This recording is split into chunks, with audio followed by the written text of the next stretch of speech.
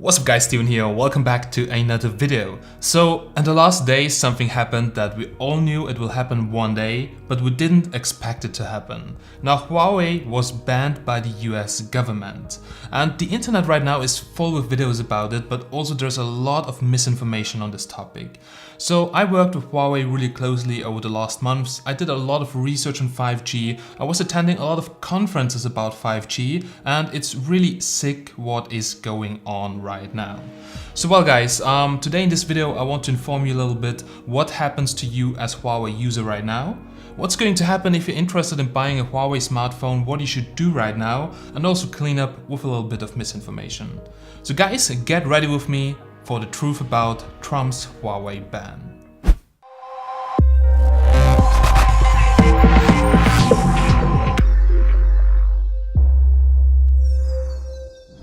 US President Donald Trump moves to effectively ban Chinese telecommunication firms from doing business with American companies, and it's going to impact both the nations and the global tech industry. Huawei has been added to the so-called Entity List, and this prevents it from buying parts or technology from US suppliers without government approval, as its equipment is considered potential tools for Chinese espionage.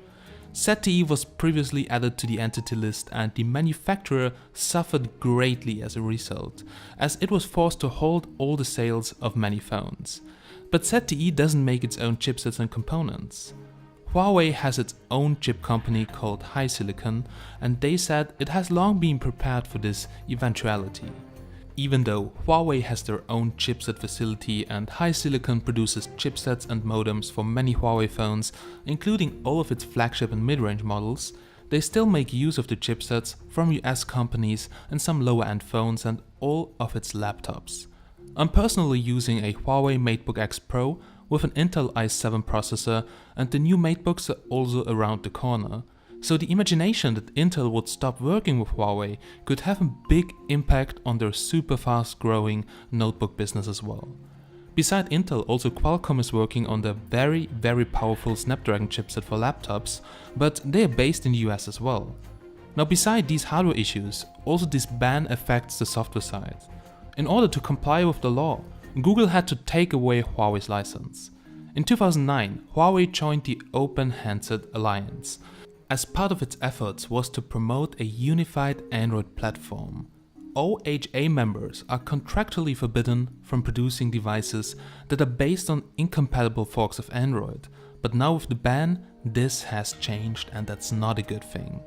There have been rumors about Huawei OS even earlier, around the release of the Huawei MateBook X Pro, but back at this time, Huawei insisted to cooperate with Microsoft. I think even back at the time, Huawei already knew that this ban may come one day. And this was also the time where Huawei started to really push their cloud service and build a big ecosystem around the products. Huawei, which is the world's second largest smartphone vendor right now, based on shipments, said that it will continue to develop a safe software ecosystem for its customers across the globe. So that means that Huawei will also extend the support to Honor, a brand of smartphones which it owns. And until this OS is ready to deploy, Huawei could rely on AOSP.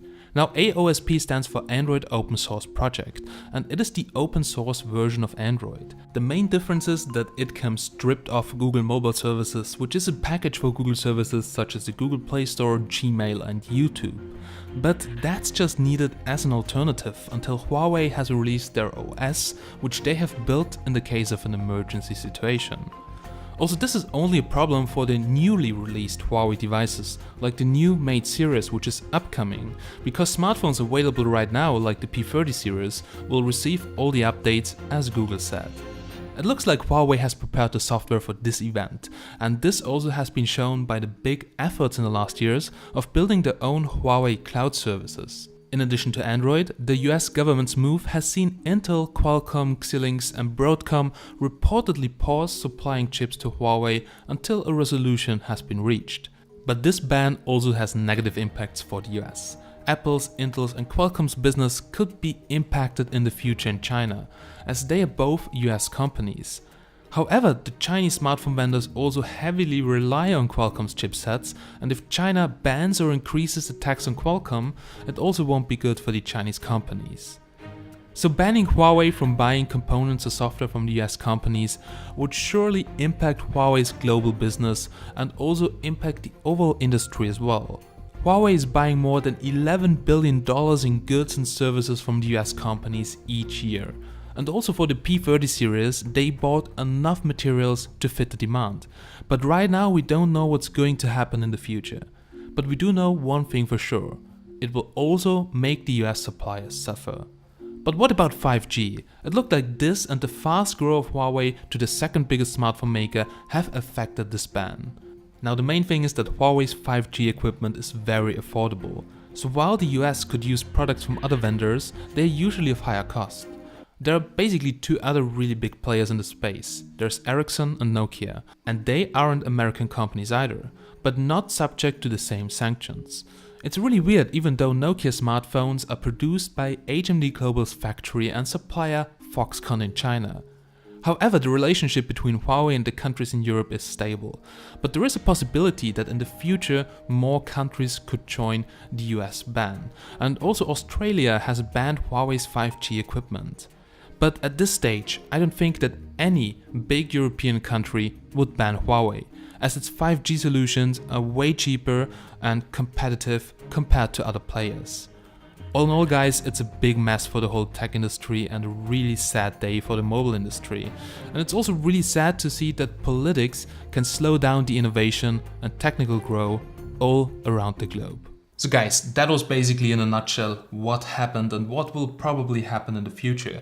But if you look into the past, almost the same ban happened to ZTE. Now ZTE is a big telecommunications company, they also do smartphones, and when that ban hit them, they actually had to go out of business for some reasons. First of all, it's a way smaller company than Huawei, but still a big company. Now 25% of their parts of the smartphones came from the US. That's really a lot. And also, they couldn't push any security updates, no Google, so it was a big hit for the company. It had to go out of business for some time. So they managed to come back by paying money to the government. I think it was the first time something like 400 million. And then there was also a team from the US and they were checking that they comply with all the bullshit US regulations. Anyway, they did somehow lie or something. I don't know the story exactly, but they broke some embargo. And then they had to pay $1 billion to stay in business. So really ridiculous. And it was just all about the money. And yeah, this was not good for ZTE. So this was really, really a big hit. So from looking at the past, this could also be a possible solution now for the future. So maybe Huawei could find an arrangement with the US government, pay a lot of money and actually be able to do business again with the US, or maybe also there has to be a compliance team checking everything, maybe even reverse engineer stuff, I don't know. But I think Huawei won't go that way. Now, nobody knows what Huawei will do, but it's a way bigger company than ZTE. They're kind of independent, still they depend on the US, but they have a lot of sources, a lot of knowledge, a lot of research and development that they can do some stuff on their own. So I'm pretty sure they have something in the back, like an operating system. We all know about that. Not going to be sure if they're gonna release it or stay with Android open source project or what other ways are coming up.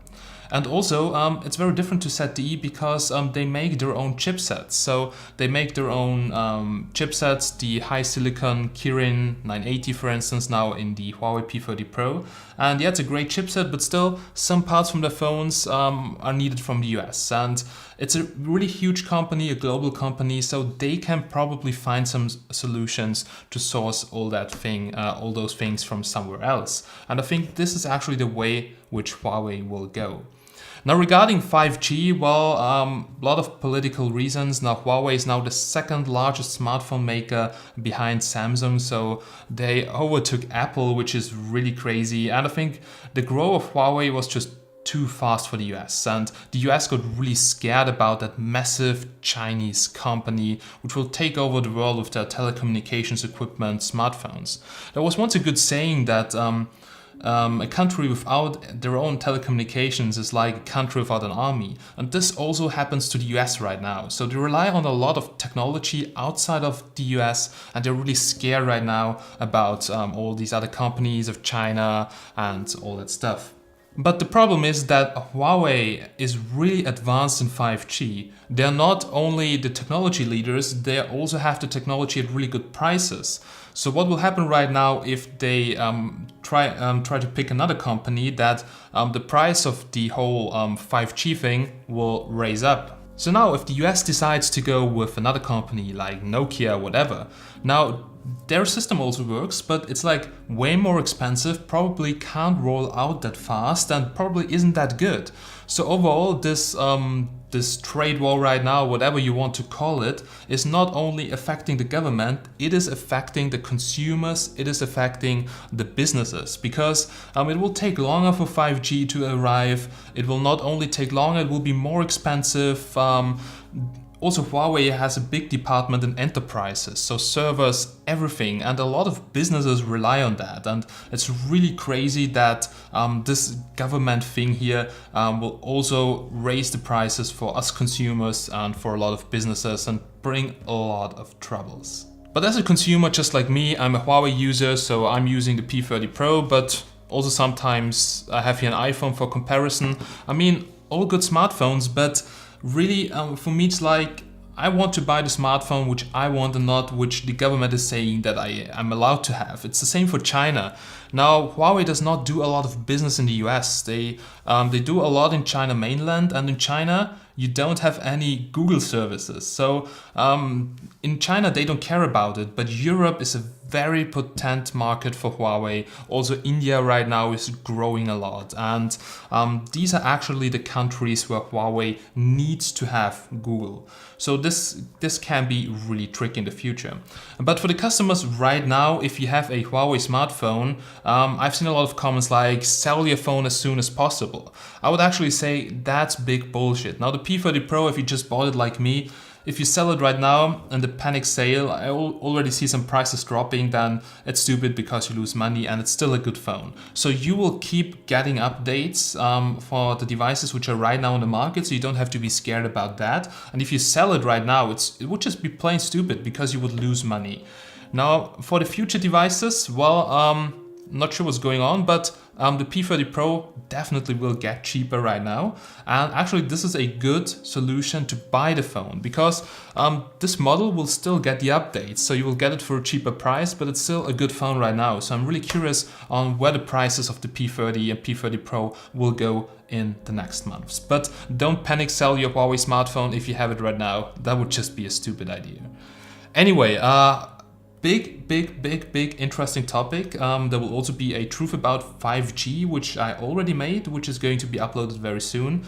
I think this is a very interesting topic all around the world, so stay tuned for that. If you watched until this point, oh my god, congratulations. Yeah, and big thanks. So if you watched until here, then write the hashtag Huawei down below in the comments. I would really be super curious who watched until this point. Anyway, big thanks for watching again. And just because I still have your attention, my last words are, dear Trump, f*** you. Alright, big thanks for watching, have a nice day, and bye.